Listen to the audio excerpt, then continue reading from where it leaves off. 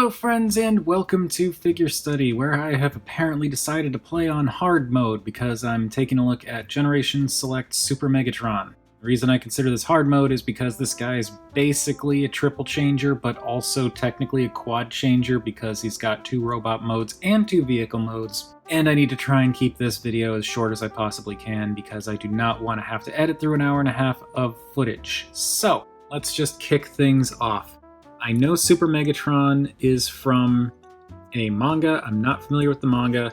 I know that there's some kind of order to the robot modes versus vehicle modes. I believe the jet mode, if that's what you want to call this, is connected to his regular robot mode, and then when he gets his powered up robot mode, that's what's connected to the tank. I think. I might be wrong. I don't care. Point is, here he is in his jet mode, and this is one of the worst jet modes I have ever seen in my life. This might actually be worse than Titan's Return Broadside. And what's funny about this is, when I looked at the photos of this guy, I thought the tank looked like the worst alt mode and the jet looked passable, but actually in hand, no. It's okay in terms of this is a thing that could probably quickly get him from point A to point B, but aesthetically, this is just terrible.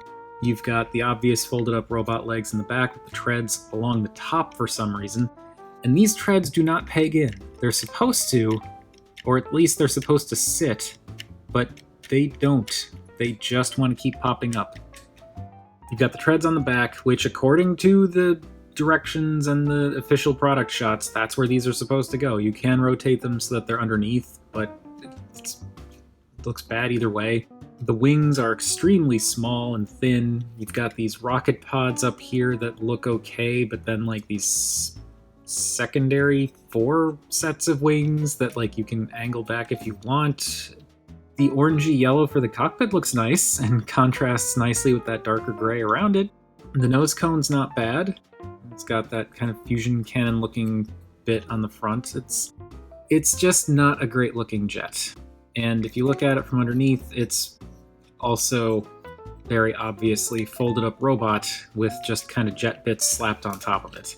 I will say the colors are nice. I like I'm going to be saying this for all the other modes, but like I like the lighter gray with darker gray accents and then those red and occasional, like mostly red, but like the occasional yellow highlight as well. It's a good color scheme. It's just not a good looking alt mode. So let's move right along to size comparisons. Here he is with the standard deluxe squad, and he looks decently sized, but then when you start to really analyze things, it's like most of his mass is just from this nose sticking all the way out there, so if you look at it a little bit further back, it's not that big. It's mostly just like a slightly larger than deluxe size center mass with a lot of bits sticking off of it. And then, of course, here we have the duck tank. Okay, so because I don't have any particular connection to the robot mode stuff and like how it connects to the alt modes, we're just going to go from the jet straight to the tank. My apologies if you have a problem with that.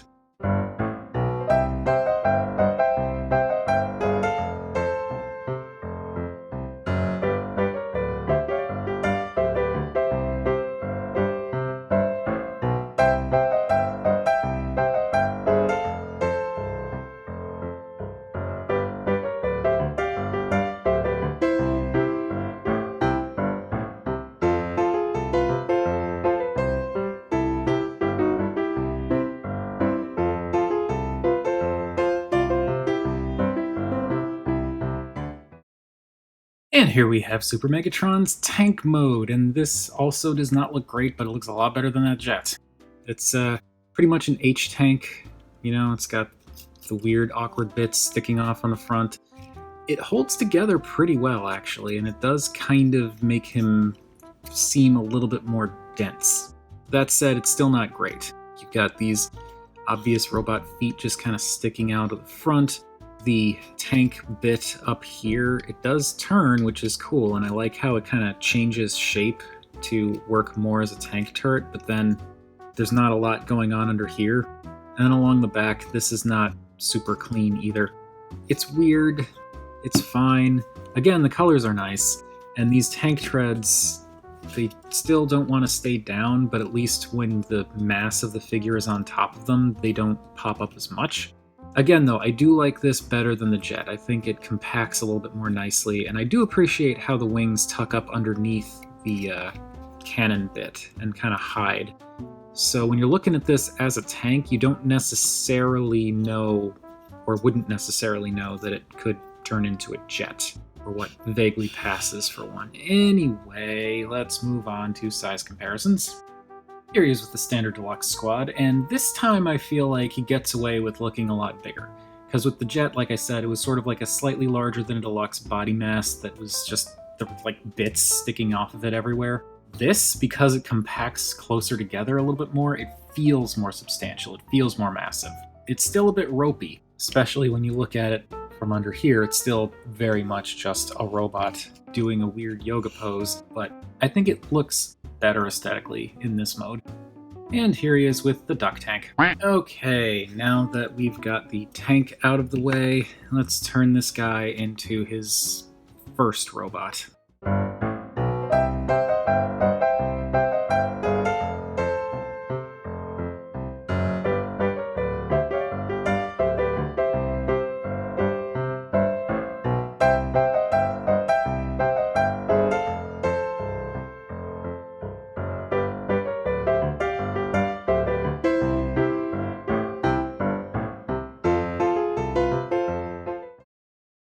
And here we've got Soups Megs in his first robot mode, maybe? Kind of? It's very difficult to tell, honestly. This guy has kind of an inconsistent appearance when it comes to how the robot mode looks. This is kind of how I prefer to do the vanilla robot mode, because I feel like it looks extremely basic. Most of the other stuff is tucked away. You pretty much just have arms, legs, torso, giant fusion cannon. But I believe it is official to have the little missile pods up like this. So I think this is how he's supposed to look in this mode. I think it's extremely variable, which we will see more of later, because my goodness, this guy is ripe for the fan moding. Now, okay. Again, color scheme is great. The deco's nice. I like how they basically, I mean, we all know, I think at this point, this is a remold, a drastic remold of Titan's Return Galvatron. He's got almost the exact same from the waist down. The arms are extremely similar. Pretty much the only new stuff is the obvious new stuff, like the fusion cannon bit, the wings, the shoulders, the torso and head. Everything else remolded, possibly new, but like still more or less the same general molding. But this is definitely better than Titan's Return Galvatron, I'll say that. But yeah, it's there are things about this that bug me. Design-wise, I think it's great.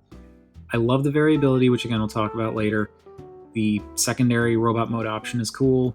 I like the colors here. There's a really nice paint job. They definitely painted a lot more on this guy than probably would have expected. Like, these biceps are actually painted red. They're not actually, they're like molded in the gray plastic, but then painted red. They painted the red fins on the forearms. Obviously, there's all the red that they painted in the knees and shins. There's the details that were painted on the toes. Fusion cannon is pretty much all gray plastic along this part here. So like the darker gray, the reds, the orange on the tip, that's all painted. There's a lot of stuff going on with this chest where he's got the red paint for the ribs, and then some kind of darker gray up here. There are, of course, those shoulder pods. There's a lot of nice detailing and paint here. And he wears his alt mode junk pretty well. I particularly like how the tank treads fold up into his calves and both hide away completely and also close off the backs of his calves, so he doesn't have like big gaps back there. That's really cool. As for problems, there are the problems with the vehicle modes, like the fact that his robot mode arms are just kind of tucked up and folded in on themselves, just kind of like hoping you don't notice them. There's the fusion cannon. I think the fusion cannon looks cool, but I don't like the way it attaches. The placement is fine. I feel like it's, you know, it doesn't sit too far forward or too far back. It's fine for what it is. And when you get him in any kind of like shooting at Autobots pose, it looks good. But the problem that I have with the placement is just how it attaches.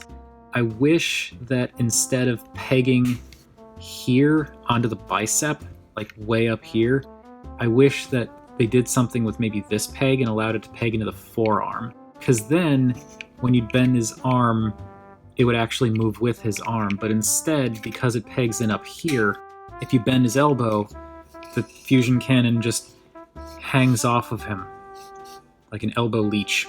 You can kind of bend it up to account for that, and that's okay. I just kind of wish that that's not something you had to do, you know? I feel like that could have been handled a little bit differently. Though I will say, in fairness, this is much better than how they actually handled the cannon placement on Titan's Return Galvatron, which this guy is taken from, so it's better. I still think it would have been better if it attached in a different place, but it is better. The other problem I have is with this chest. The chest does not peg into place at all. Doesn't clip into place, doesn't anything. There's nothing along here or in here or along the neck plate that allows it to peg into place. So it's really easy to knock out of place. I might just need to go in and like tighten up that joint down there or something, but like not only is it easy to knock out of place, but you may have seen before when I was posing the head, if you try to look down too much, it's really easy to push that chest out of place. So you kind of have to hold it in place while you're posing the head if you're wanting to look down, because otherwise you're just going to knock that extremely easily out of place, and that's not ideal. It sounds like I hate this figure, and I really don't. It's just certain things I feel like they should have thought out a little bit better. Pegging in the chest I feel like is something very significant that they should have thought out, but fine. Now actually getting in to look at the detail, you can see there's a lot of nice molding in here. And I mean, this is, like I said, from the waist down, it's pretty much entirely Titan's Return Galvatron. So if you know that figure, it's pretty much the same molding. But the coloration is nice. The areas that they did paint is nice. The color separation definitely helps to make it feel like there's way more paint on this guy than there is, which isn't to say there's not a lot of paint. It just feels like there's even more. The chest looks pretty good. It's weirdly kind of overly bulky. And I understand why, because of the gimmicks and whatnot, but it's still a little bit strange, and it sticks out kind of weirdly, like just sort of like a box sticking out of his torso. The arms are nice. I, for some reason, really like these fins on the forearms. There's just something about those that please me greatly. The fusion cannon looks great. I really do like this overly boxy, mechanical, plated-looking giant gun that's just attached to his arm. That's neat. And I like that this transforms and can do other stuff, which we will see in a little bit. And then the shoulder pods, they also look good. Maybe the tips of these could have been painted differently than red so that they stuck out a little bit better, but that could also just be source material stuff. I don't know. And the head looks a lot like animated Megatron, and from what I understand, that's because animated Megatron's design was actually inspired by Super Megatron from the manga, so that would explain a lot. One of the things I like a lot about this guy is, as I said many times before, the variability. Specifically, you also get multiple options with the head. So if I pop this out of the way, because it's going to move anyway, and angle this down, it just makes it easier to do what I need to do here. You don't technically have to do it this way. I just do it this way because I find it easier to be able to angle the head down a bit, but you can pull this back, like with the movie masterpiece Optimus Prime, or lots of knockoff company Optimus Primes. From here, you can rotate the face and rotate this little head crest around. So once you get, it's hard to show, but once you get the little head crest going, you can rotate that around, and it'll kind of snap itself into place. Make sure the face is lined up relatively well. Put that back in and close that back up, and now he's got this little red gem on his forehead, and I think the red gem is for when he's powered up. So why don't we do that? And powering him up is pretty simple. You want to take the chest, pull it out, rotate it around, and push it back up, and now you've got this new design for the chest here, which sticks out a little bit more. I like how that bulks out a bit. Take off the fusion cannon, we'll deal with that in a sec. And then the wings back here, I don't know why I'm tapping this, the wings back here, you disconnect, and pull out and rotate around. So unfold those, rotate and flip, and that gives him more of a powered up profile, I guess. Now for the fusion cannon, split that, and this is going to be very similar to what happened with the tank. Pop this out, and this will hinge back like this. And we want to take this out, and this is a pain to get out without any kind of tool, so I just use the handy spudger thing that I have to pop that out. And this will pull out of this section here, so you just pop that out, close this back up, and then fold this down to kind of hide that gap, that you still have the gap on this side. And with that done, you can peg this back into his forearm for some reason. I'm just going by what the instructions and promo shots show. And then this pegs into the... It can go into either shoulder, but I think it's supposed to, air quotes, peg into this one here and give him like a shoulder cannon. And this is Super Megatron's Super Megatron mode, I guess. It looks cool. I like how there's more going on here with like the shoulder cannon and this thing, but the wings sticking off to the side don't look as cool in person as they do in the promo shots, so that's a little bit lame. And one other thing we can do is he also has a battle mask. So if we do what we did before with pulling this down and hinging this back, can go through the arduous process of trying to get the face to turn. And this is not a fun process. You can see it is doable. It's just not fun. Okay, there we go. Oh, there we go.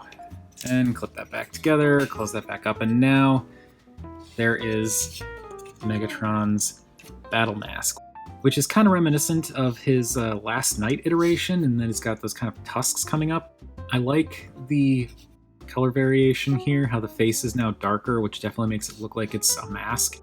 I originally wanted to keep the face mask on, but as I've been messing around with this figure more and more, I've come to really appreciate the visible Megatron face, so I'm going to change this back. But before I do, let's just show off what this guy looks like with the other head crest thing. So in case you wanted to know what the face mask looks like with the little symbol up there instead of the red dot, there you go. So there we've got Megatron all supered up. So while we've got him all supered up, let's take a look at some size comparisons. Here he is with the standard deluxe squad, and I do want to point out that going between the two robot modes, there is no difference in size. The wings stick out, but like he doesn't actually gain any height or really any mass or anything like that. So he's this size compared to everything else in either robot mode. And here he is with the duck tank. Now, ordinarily, this is where I would start talking about how I was kind of disappointed with this figure because I don't have any real interest in the manga. I don't have that kind of nostalgia factor that a lot of other people do. So for me, I'm just going based on the figure. I don't have any other kind of connection to this. So I would be disappointed in this. Emphasis on would. The reason why I'm not is, I mean, you know, it does look cool for what it is, but the reason why I'm not disappointed with this, and I'm actually kind of happy that I got this guy, is because he's got so much going on that you can fan mode the ever-loving crap out of this thing. You've got the interchangeable face, the interchangeable head crest, so you've got a lot of options there. You've got the chest, which you can have in one of two different configurations, though I prefer the bulky one. You've got ports all over the place for different things. You can kind of mess around with those. You can mess around with the shoulder pods. What I like to do with this guy is tuck these back so that he still has the shoulder things, but like not the wings sticking out. Turn this back into a fusion cannon, but we're keeping this outside of it. And we're just gonna plug that back in. Didn't really have to take it out, but I did. This, we're actually going to plug into this arm. If you wanted to, you could give it to him as a gun. Just have him hold it. But Megatron holding guns just seems weird to me. But anyway, now he's got a different arm cannon. Then, last thing I like to do is these wings back here, rather than fold them up or anything like that, I just fold them down a bit. And doing that, now the wings kind of read like a cape, and that I think looks really cool. I like that a lot. And this is just my configuration that I have on the shelf. You could do all kinds of stuff with this. You could plug this up into the shoulder if you wanted to. You could swap the arms around. You could have him hold this like a regular gun. If you wanted to, you could plug this into his back and have it sticking up like some kind of, I don't know, smokestacks or something. You've got lots of different options you can do. You could even, if you really wanted to, you could plug this into the port back here and have that sticking up, and that kind of very badly mimics his gun barrel sticking up over his shoulder. So you've got lots of different ways you can configure this guy. I'm just going by the figure, like I said, and if it weren't for the fact that he's so easy to fan mode, I probably would have sold him off by now. But he does look cool, I will say. Even with my nitpicking and my griping, he looks very cool in robot mode. His tank mode's fine, his jet mode's not good. As for whether or not he's worth it, I guess that depends on how into this design and this Megatron you are. For me, not really.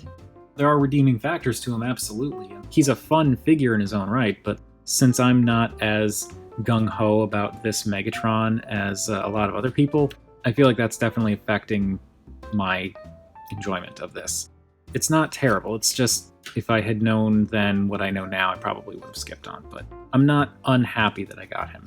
If that makes any sense. I feel like I'm talking in circles. I'm sorry, this is probably just a bunch of rambling and not really getting anywhere, but I'm gonna stop, because there's really not much else I could say about this guy. So that is Generation Select's Super Megatron. What do you all think of this guy? I'm sure those of you who are more familiar with the manga, more familiar with Super Megatron, will have a lot more to like about this guy than I do. But I'm rambling again, so whatever your thoughts, feel free to chime in down below. I always enjoy hearing from you all. Maybe you can make more sense of this figure than I have, because this has been a really terrible video. Thank you everybody for watching, and remember, art is more than meets the eye.